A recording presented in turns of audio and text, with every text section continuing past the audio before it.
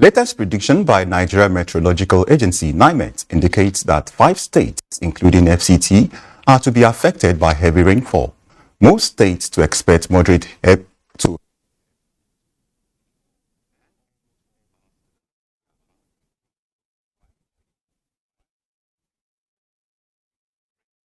translating. Hello and thank you for joining us in our Abuja studios on Panorama. Seems we've lost the signals from Ibadan.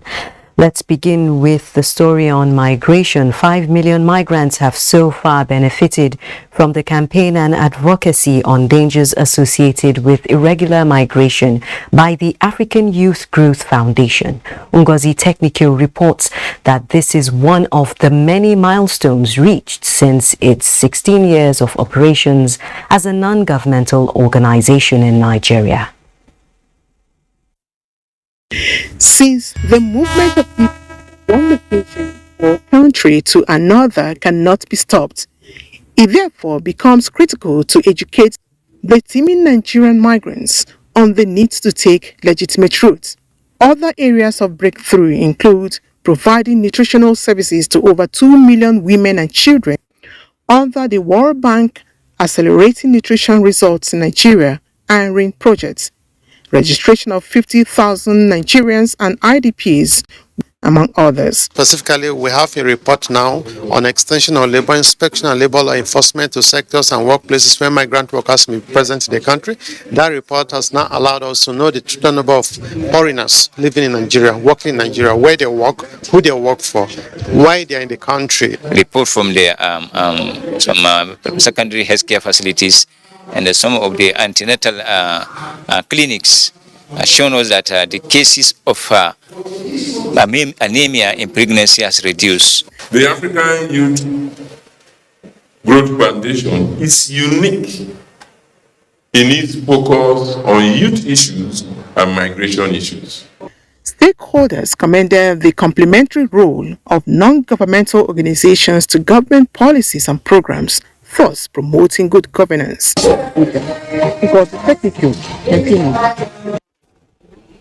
Meanwhile, the federal government has issued a fresh traveling advisory for those going to the United Arab Emirates to be guided by the new visa regime in that country. In a statement, the Ministry of Foreign Affairs says the advice is sequel to a video on social media showing stranded Nigerians denied entry at Dubai Airport last Tuesday. The statement adds that the Nigerian mission in Dubai has clarified that the stranded Nigerians were issued with family visas only to arrive Dubai alone without any family member. Consequently, they were denied entry and advised to return to their country to apply for the appropriate visa. The statement further clarifies that the government of the UAE has stopped issuing tourist visas to persons under the age of 40, except for those applying for family visas.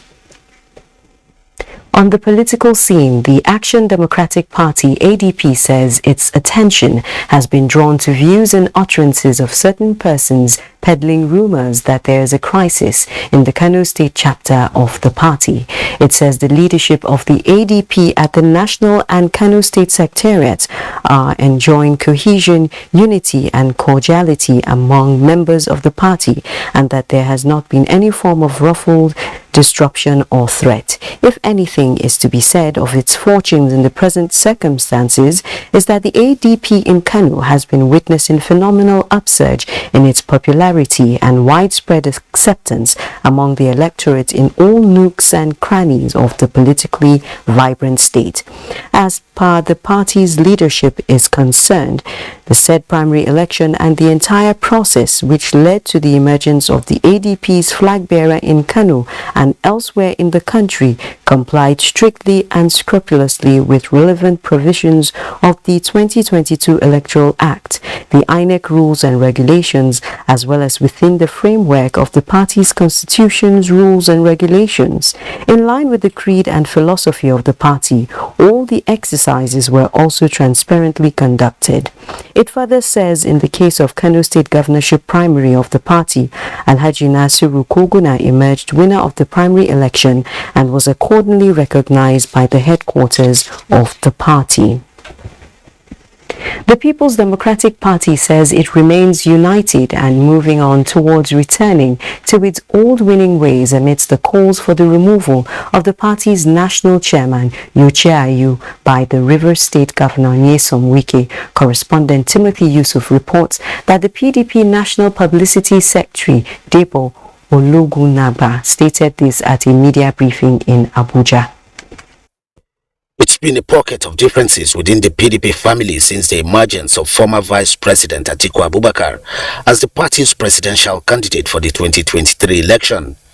Areas of disagreement include the presidential candidate, party's national chairman and the POT chairman, all from the northern region of the country. Members from the southern region consider it an imbalance and do not represent the principle of equity and fairness. This party relies on its constitution and work on it. And I can say to you, because this party has an organ and a process that allows you to do a process of reconciliation or reworking itself, it does that. On the face of between Governor Nyesom Wike of Rivers State, PDP National Chairman Uche Ayu, and other party leaders, Ologunagba insisted that there is no crisis in the party. We know we're working together. Every member, all our governors, all the leaders of the party are agreed on one mission. And I think that should be the big picture. And that mission is connected to Nigerian existence. All organs of the party are working very well, and the party will carry everyone along in all of its activities, with party's National Campaign Council coming on soon, the PDP spokesman assured. Timothy Yusuf, NTA News. Away from politics, an edifice remodeled for the effective formulation, organization and coordination of the administrative activities of the Hydroelectric Power Producing Areas Development Commission (HYPODEC) has been inaugurated in Minna, the Niger State capital, by Governor Sani Bello. Usaina Musa reports. The state-of-the-art edifice was named after late Senator Dahiru Awesokuta, who introduced the bill proposing the establishment of the Hydroelectric Power Producing Areas Development Commission to the National Assembly in 2005. The commission was established to manage ecological and environmental challenges in the hydropower producing areas of the country, comprising of Benue, Kebbi, Kogi, Kwara, Niger and Plateau states. The commission, since it became operational about a year ago, has continued to impact positively on lives of the people of the host communities through various intervention programs. When you appeal to the commission to develop a robust monitoring mechanism to track its activities across the state of Hydroelectric for proper and judicious use of public resources. To demonstrate our gratitude and our intention to ensure maximum utilization of the facility, the Commission did not hesitate to immediately begin renovation alongside extension of the office complex shortly after allocation and taking over of the facility when we receive approval to do so from the Governing Council. Climax of the event was the handing over of operational vehicles at the instance of the federal government to the representatives of the Commission's directorates. In Minna, Usaina Musa, NTA News. This is Panorama on the network service of the NTA. It's time for a break. We will be rejoining Ibadan Network Center after. The vaccine offers hope for a safe country free of coronavirus. I urge all state governments, traditional and religious leaders to take the lead in the mobilization effort within their environment and spheres of influence. I similarly urge all eligible Nigerians to present themselves and be vaccinated in accordance with the order of priority already mapped out at the various authorized designated centers only.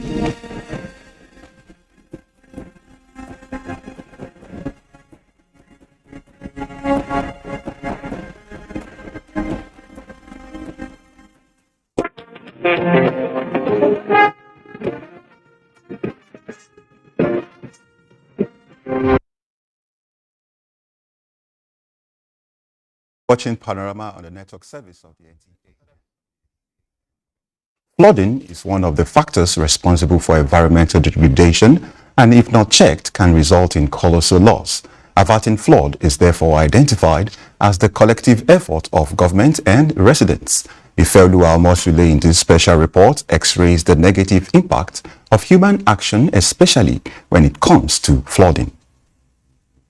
Ibadan, the Oyo State capital, has been known for its perennial flooding as far back as the 80s, with its devastating effects on lives and properties. It is therefore not a surprise that NIMET's 2022 prediction places Oyo State on red alert in its forecast of states that are likely to experience moderate to heavy rainfall, likely to result in flooding. It is very true that Ibadan is very prone to flooding because of its geological nature, valleys and hills, and the presence of hundreds, if not thousands, of channels and streams. What are the efforts of stakeholders at averting this pending disaster? We make sure we clean the drainage regularly, whether ours or that of government. We clean it regularly. If you get there, you see everything very, very clean. Then also on our part, the state just invested so much heavily in the flood early warning systems, which we are now installing in vulnerable areas in Ibadan right now. We are setting up automatic weather stations in 5 locations. We are installing automatic weather sensors in about 11 locations along streams in Ibadan. Observe those waters to make sure that they are flowing freely. If not, whatever is impeding them, let them remove it, especially debts and waste should be removed for our gutters and waterways. Experts, however, appealed to residents of Oyo State to complement government's efforts at keeping the state safe for habitation. In Ibadan, Ifeoluwa Omosule, NTA News. The guest on the program to discuss mitigating flood with the recourse to NIMET's prediction is Professor Taye Babaleye, a professor of agricultural communication from Leeds City University, Ibadan, Oyo State. You are welcome to Panorama Studios. Thank you very much. What can we say is responsible for the current trend in rain pattern? NIMET has actually predicted, it's a phenomenon that is not limited to Nigeria. If we look at what's happening in other parts of the world, Pakistan, for instance, has been experiencing flood, water covering almost 3/4 of the country in the past, few weeks. And hundreds of people are dead, thousands of people are rendered homeless and the rest of them.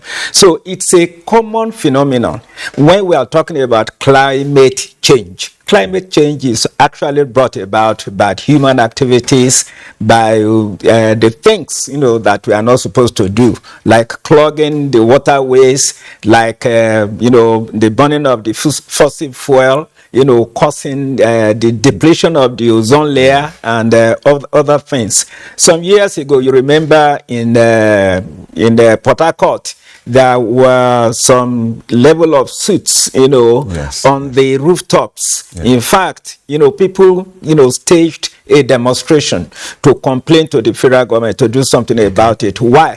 Because of the gas flaring in that particular part of the country. And there is also what we call acid rain. If you take fruits in Port Harcourt, the taste, maybe papaya, maybe mango and the rest of them, you take the one that is produced in that area that experience, acid rain, the taste will be different from what, the fruit is in Ibadan. And so there's nothing anybody can say about the prediction of NIMET. NIMET is even, giving a warning, to give a warning that this thing is going to happen. It's now left for us to take action to prevent, the excesses of the flooding. Talking about NIMET now, if the predictions by NIMET are anything to go by, what are the steps to avert possible disaster like flooding in Nigeria and this part of the There nation? are many things that the federal government can do. You see, when NIMET, gives early warning about the flooding, it gives also states or places where this flooding will occur, particularly where we have the floodplains like River Benue, River Niger joining together in Kogi State, like other rivers like Rima River in Sokoto, like the water levels of the rivers in Jigawa, Nasarawa, and the rest of them. What the government should do is to take action immediately before the rains evacuate the people who are living at the range, the flood plains. Like for instance, maybe 1 kilometer away from anybody who has a house, 1 kilometer away from the river plains should be evacuated. And there is not too much for the government to provide them solid accommodation at the upland where they'll be able to live and they have peace. Apart from that, the federal government can also introduce dams in all those places. Let's look at Egypt. I mean, when we were young, we were told that without Nile there will be no Egypt, and it is true. As the water is flooding here, it's also flooding in Egypt, but then they have dams. Let me round up with this question. In this part of the nation, farmers depend greatly on rainfall. What does this current weather prediction translate to our farmers? To our farmers, the government should assist the farmers to take advantage of the research results in agricultural research institutes in the country. We have more than 30 agricultural research institutes, and they have developed what we call early maturing varieties of crops. For instance, maize, we take an average of 3 months to mature. That's about 90 days. But you go to the International Institute of Tropical Agriculture in Ibadan here, IIT, they will give you maize that will mature in 60 days. Early maturing varieties. Now, your word of advice in one in one sentence, advice to farmers and the government. Farmers and the government should come together, take advantage of the research findings in agricultural research institutes in the country to actually mitigate the effect of flooding on their farms. Thank you very much. I've been speaking with Professor Taye Babale, Professor of Agricultural Communication from Leeds University, Ibadan. Thanks for coming. Thank you very much. Students in most universities in Nigeria are still reeling from the indefinite strike declared by the Academic Staff Union of Universities, ASU, following the last failed negotiation. Meanwhile, parents and students are calling on government to come to a roundtable to ensure students return to campuses. Diababa Sidom Nweke reports. Some students and parents are appealing to ASU to shift grounds for the sake of the students. We're encouraging the ASU to come to a meeting point. If a child who's supposed to finish school by maybe 5 years interval, that is now extended up to 7 years, it's not necessary, it's not good. They should look at the students that are crying, and then they should try to have empathy for them. They should try to feel for them, and then imagine if they were in their shoes, how they will feel. With this strike, it's just actually drawing my plans backwards. So I just had to go back to my business and learn more skills for myself. While students in ASU-controlled universities sit at home, those in state-owned tertiary institutions in Rivers State are having full academic activities. Some of the universities are already conducting second semester exams for the students. Trying to, accomplish what you're supposed to do within a year or two. You now end up accomplishing 2-3 years, which is bad. So the curriculum actually will also suffer because it needs to be implemented. But for now, everything is stalled. State governments fund their own universities differently from what the federal government obtains in the federal universities, and we must say that the salary structure and some other accruables are not basically the same way. It is to be hoped that the lingering industrial action will be resolved soon. In Port Harcourt, Dibabari Sid Maweke, NTA News. Prepares for 2023 general elections. The Nigerian Police Force has convened an election security management workshop to educate police personnel and stakeholders in the electoral process. Kayode Oladoshi reports that the training was held in Ibadan, the Oyo State capital. It is about 6 months to the 2023 general elections, and the security structure before, during and after the elections is of highest concern to the Nigerian police. Gathered from across the southwest at a capacity training for management of security in the general elections. The training is centered on how the security personnel will conduct best practices in election security, challenges, and approach for peaceful atmosphere during the elections. Before you go for an election, you must be knowledgeable enough to know how do you relate with the press, what is your mental health, what is the Electoral Act, what are the offenses, so the whole gamut of what the elections are supposed to throw up is what we have been trying to give to the men. Themed the 2023 general elections, enhancing national security capacity for a secure and credible electoral process in Nigeria. Speakers noted that now is the time to redefine the security architecture of the country. We know the importance of this workshop to the coming election. We need to see us about this workshop, and any lessons learned here will be very useful for us in our endeavor and in the future election that is coming. It's going to improve our capacity, and we're going to pass the message down the line so that we'll ensure the election in Oyo State is peaceful. Training is the last in the series organized for the Nigerian police across the 6 geopolitical zones in the country. In Ibadan, Kayode Oladoshi, NTA News. To stem the tide of corruption in Nigeria, everyone must imbibe behavioral change to enhance sustainable development in the country.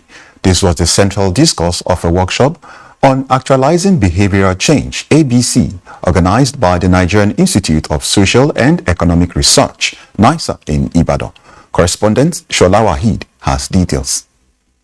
The Actualizing Behavior Change Program, codenamed ABC series, is judged toward providing grant for research purposes towards combating the menace of corruption that is fast crippling the nation. To have a corrupt-free society, participants at the event said if individuals are positively changed with the right reorientation, the society will automatically change for the better. The fight against corruption is first and foremost to the benefit of the people. Cannot implement a behavioral change intervention program without understanding what behavior is. Attitude change is to be the focus to change behavior. Many of us celebrate our uncles who are stealing money and we defend them. Corruption will not stop until we own the fight against corruption to say we must fight corruption. Director General of NISA explains that the institution's research work will target stakeholders in the public and private sectors and other development partners. Our research thus far provides us with some understanding of why traditional approaches to stemming corrupt practices. Project work streams will run concurrently over a period of 3 years when documentation, communication, and dissemination will be concluded. In Ibadan, Shola Wahid, NTA News. Peter Oyibo will now bring us sports update.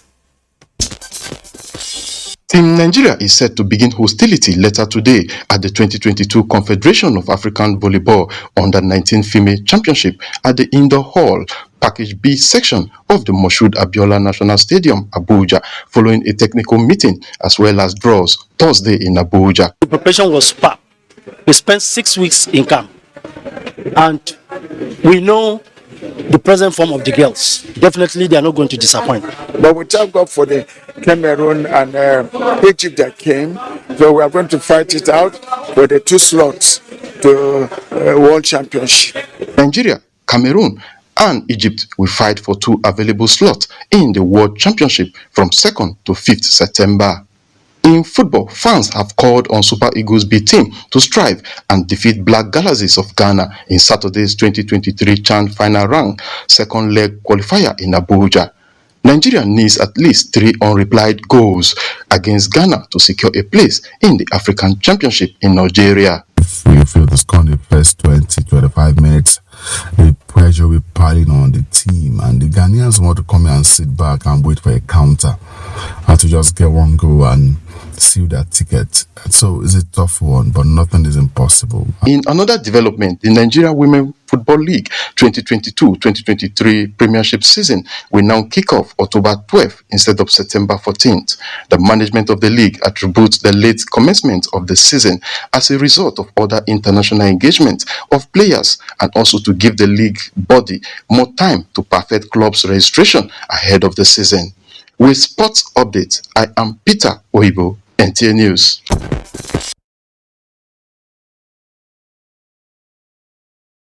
Panorama from Ibadan Zonal Center of the Network Service of the NTA. Remember to connect with the NTA. Be a star, stand against rape and rapists. I'm Larry Du. Have a wonderful day.